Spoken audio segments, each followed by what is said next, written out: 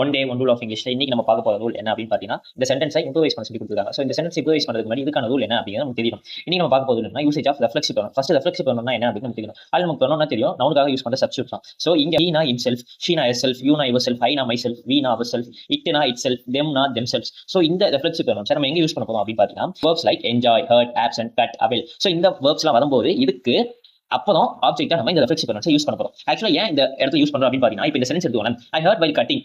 இந்த sentence who or whom அப்படிங்கிற verb, அந்த verb வந்து who or whomங்கிறது சென்டென்ஸ் கொடுக்குதா கொடுக்காம இன்கம்ப்ளீட்டா இருக்கா அப்படின்னு பார்க்கணும். ஓகே, இப்போ இந்த சென்டென்ஸ் மீனிங்ஃபுல் சென்டென்ஸ் தான். பட் ஆனா ஐ ஹர்ட் வைல் கட்டிங் யாரை ஹர்ட் பண்ணாங்க, அவங்களே ஹர்ட் பண்ணிட்டாங்களா இல்ல வேற யாரையும் ஹர்ட் பண்ணாங்களா அப்படிங்கறத அது சொல்லல.